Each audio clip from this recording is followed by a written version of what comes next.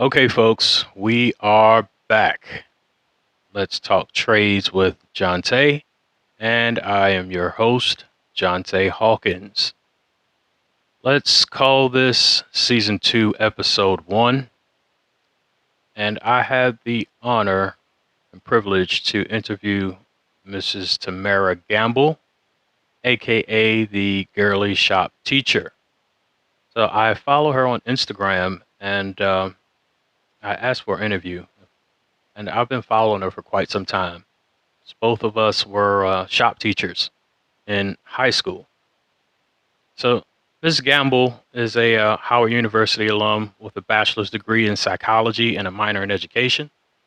Again, she is NCCER certified, which is the National Center for Construction Education and Research. She was a trades instructor for grades 6 through 10, and now she is an active journeywoman, actually a forewoman with the United Brotherhood of Carpenters and Joiners Union, Local 551. So again, there's a lot of information here. She also she does a lot in the community with the Girly Shop Teacher Foundation. Also, she has a show on Disney called Shop Class. So all of this information will be in the show notes. And again, this is a great interview. And let's dive right into it. Greetings. This is Let's Talk Trades with Jonte. And I have Miss Tami Gamble. Is that correct? That is absolutely right. AKA the Girly Shop Teacher. This is Yeah. First off, thank you, thank you, thank you. I've been following you for quite some time, admiring your work and everything you do. Again, thank you for the interview. I am most appreciative to have an opportunity to be on your platform. So thank you for opening the platform and for inviting me to it. Absolutely. So, would you like to give a little bit of background?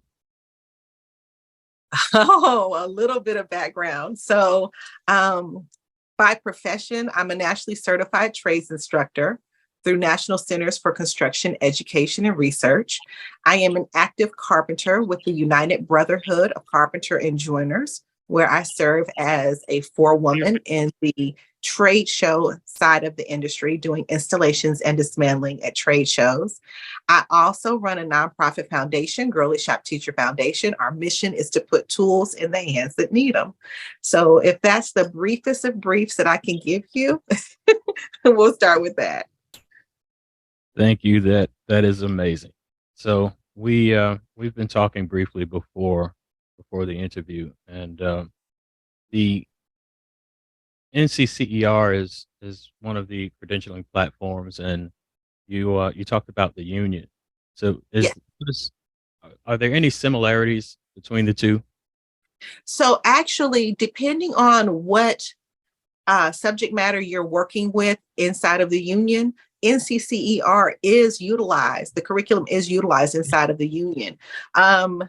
For the carpentry curriculum piece, the Department of Education within the union has their own platform for their books and their curriculum. However, if you're going to go into the millwright section of the union, that is all NCCER trained. Okay, I did not know that. Yeah. Yeah. That is Yeah. That's interesting. So, Yeah. Now, I was going to say, because I am aware of both curriculums, it's almost a mirror image. Yeah. Yeah, I would think that a lot of the unions are using that as curriculum. Yeah. So Yeah. how are you exposed to the trades? The simple answer is my daddy, that was my superhero, my love, the best guy I've ever had in my life. There's a picture of him right behind me, right here. He was a trades instructor. He worked for the Federal Bureau of Prisons, first in Milan, Michigan, and then in Seagoville, Texas. So that is my opening. My dad and mom bought a real nasty fixer upper trap house on the west side of Detroit. And it was our mission every day after school to do something towards making that house livable and sustainable. And, I started off just handing my dad tools. And eventually, I was actually performing the work. So that's how I got into the trades. Thank you for giving us that insight. So, did you have any type of technical in school, high school? Not one drop. Not one drop. Not one drop of construction trades. I actually wound up going to high school and getting a certification to be a dental assistant. And Okay. my plan was to become a dentist. I went to Howard University with the plan of getting my dental degree. And I did not realize how weak I was in my sciences. And so I was failing miserably in the science courses. So I withdrew from, at that time, the dental hygiene program at Howard and just went to do a general studies platform in the School of Liberal Arts, eventually earning my bachelor's degree in psychology. Highly disappointed in myself, and really kind of beating myself up about it. Even though I was happy I had my degree, I was sad that I wasn't in my pathway of being a dentist.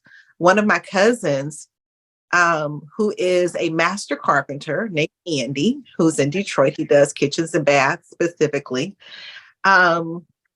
He said to me, I wanted to be a dentist too. He said, but when you really think about it, at the heart of it, being a dentist is a carpenter for the teeth. He says, you're excellent with your hands. I've seen your work. Come on and be a carpenter. So that's really what opened my mindset up that, oh, I guess I'm being a carpenter any old way, So I guess I'm a dentist for the trades. Yeah. Honestly, that comparison makes sense. Yeah.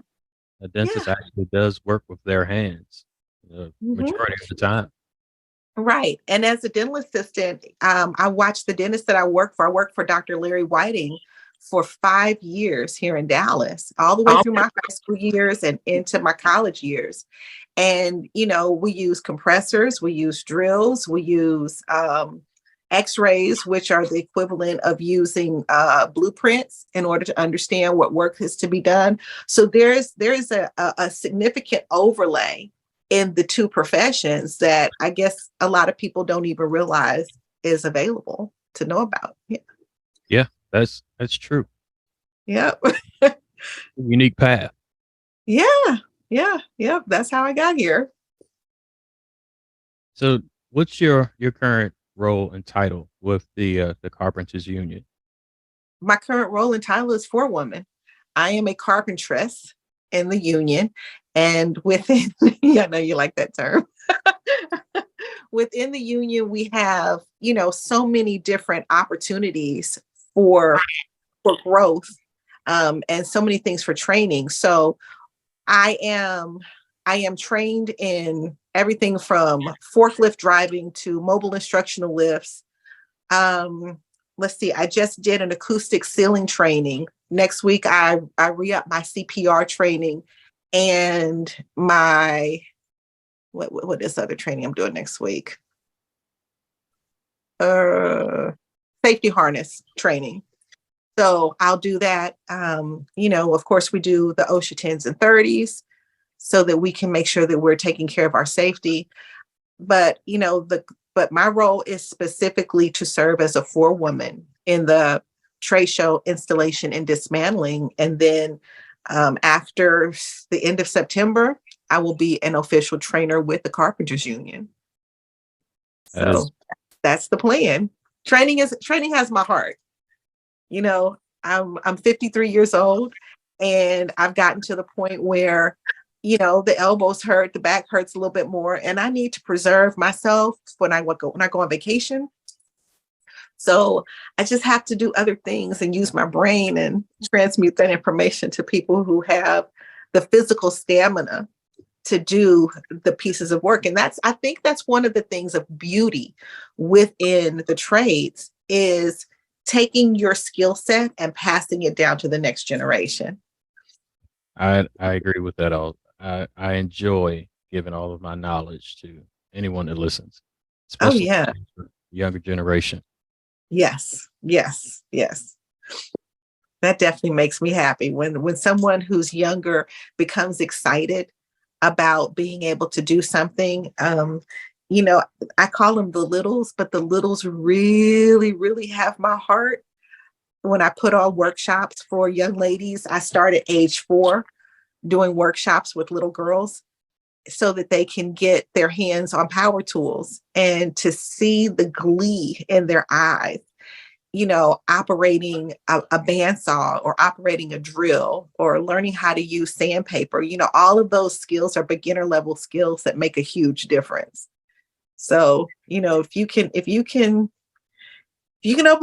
operate a drill, you know, you might find yourself on a jackhammer or something later.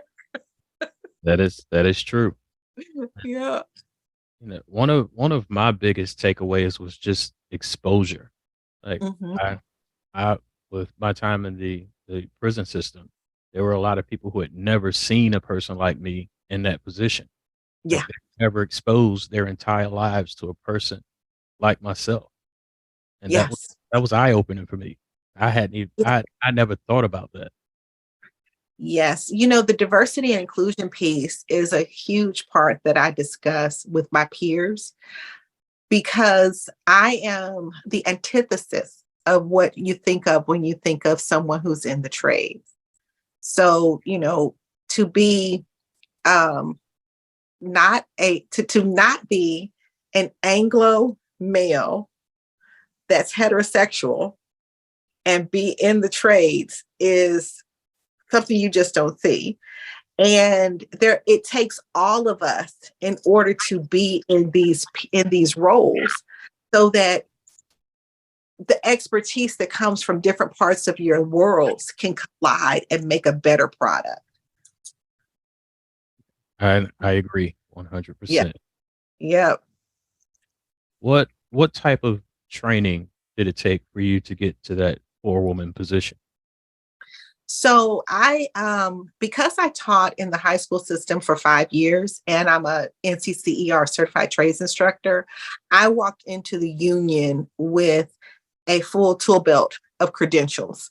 On top of that, you know, I had my degree from Howard University. I also had my teaching certifications from let's see, state of Texas is TEA, Texas Education Association. So I walked in with a complete tool belt worth of credentials into the union, and I um, went to do training at Construction Education Foundation so that I could be a trades instructor. And when I sat down to speak to my intake counselor, um, she was asking a litany of questions that were pertaining to the trades. And when I sat there and I answered the questions just off the top of my head, she was like, would you like to test out? Because if you have the knowledge, and that's one of the pieces with NCCER, if you have the knowledge and you're able to test out, then by all means, they don't want to waste your time sitting inside of a classroom. So I asked for the testing materials that I would need to have. And so she gave me the book that I needed for Texas construction technology. I wound up uh, being given 1 year to be able to come back and take the test. In 2 months, I went and took the test and scored a 98. So It's amazing. it was already in me. You know, it was something that was ingrained. It was as second nature as making a peanut butter sandwich. And when people grow up in an environment where the trades are available to learn, there are things that you know, and it's because of exposure. Um, that is one of the things within specifically the African American community that I will address because that's the demographic I live in. We don't have exposure like some other ethnicities and demographics into this particular industry. I agree 100%, and that's the biggest driver behind this podcast and going back to high schools and teaching and talking to kids every chance I get. Yeah, it's important. One of the things that I see as a drawback to the direction that career and tech education has is it requires that a student choose a career pathway and stay in it for the 4 years of high school. It sounds good on paper, but there are students who get into the CTE class and they think that they love drafting, but they really find out that they love building. And there's no wiggle room for them to move over unless there's a teacher that says, you know what, I'll have an after school program for those that want to have the fold over. And when you do that, you're doing that really at the grace and mercy of the school allowing it, and you're volunteering your time. And I did a lot of that when I was teaching on the high school level. But I knew how important it was for students to be able to even be exposed. So, it was a welcome time for me to spend for kids that just really wanted it, that weren't in my career path. Yeah, that's true. When I was in the high school system, we had academies also, and Mm-hmm. they had construction, fireman, EMT, but you can kind of move your first 2 years, so you were Yeah, locked in by your senior year. right, right. Yeah, that's one of the drawbacks.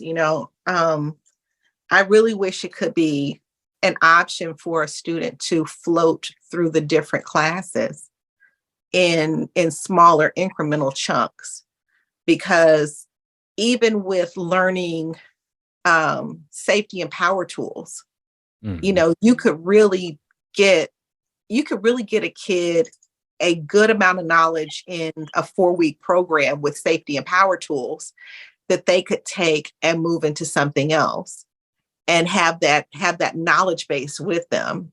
So, of course, when you're inside of an environment, you're able to see other options. And, I don't fault the CTE coordinators or anything like that, because they're under state mandates to run these programs in a specified way. Yeah, that's true. So besides, the school system, how can we get more of the youth interested in the trades? Um, I think working with community-based programs. So while I run my own nonprofit, I volunteer with other nonprofits in order to make my presence known. I partner with a nonprofit called Four Down, which is actually a nonprofit that has a big skateboard park, and their community give back is to do um, urban gardening, urban farming, Okay. and to do what is it? I don't want to use the term wrong, but essentially they do a food giveaway every week to needy families. And so I've partnered with them. They were presented in the Earth X Film Festival, and I was able to do a workshop, talking about how skateboarding overlays into the construction industry. And, everything from, the first skateboarders were skateboarding in swimming pools because there was a drought in California. Mhm. And of course, swimming pools are constructed, right? The skateboarders took their skateboards and they moved that into skateboarding the drains of California. So once again, there's construction in that. And so to show that there's an overlay with the construction industry and the skateboard community is a huge tie-in, because, now people are building half pipes and other skateboard obstacle courses. I was actually fortunate enough to be on a program for Disney Plus called Shop Class, where I served as a shop class teacher, and we built a small, backyard skateboard obstacle course on the show. That is amazing. P.S. I love skateboarding and roller skating.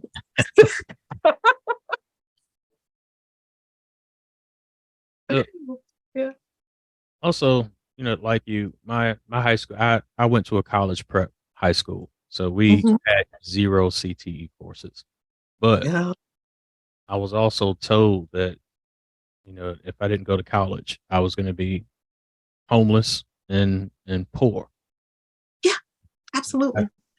I didn't make the decision to ultimately get a 4-year degree, but Mhm. needless to say, I'm not poor or homeless. But how do we break that stigma that if you that the trades are less than a 4-year degree? Boy, this 4-year degree of mine has prepped me for this question. So, of course, going to the Mecca Howard University, we study a lot about ancient civilizations and Kemet and Timbuktu and things of that nature. And we learned that the greatest thinkers were architects. And the greatest pieces of that civilization that were left behind are left behind because of the buildings that were built. So in the in the mindset of today, we have separated con- trades education and knowledge from rote education, but really the worlds collide.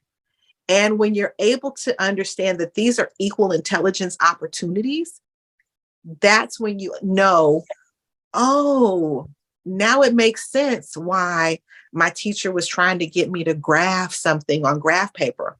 Well, graphing is G code. G code helps you understand layout. It helps you understand blueprinting. It helps you understand topography. Um, it helps you be able to navigate a map. There's so many things that happen that two worlds collide. And why we separate them is as foreign to me as why we separate math from language. They are two disciplines that overlay one another. So when we get to the point where we're making it known that these are not individualistic thought processes, it's all part of making a total human package. I think that we'll do better with, you know, bridging that gap. That is the best answer I've heard since I've started this podcast. That is amazing. See, it's that Howard University piece in there. Yeah, that's definitely HBCU. You know.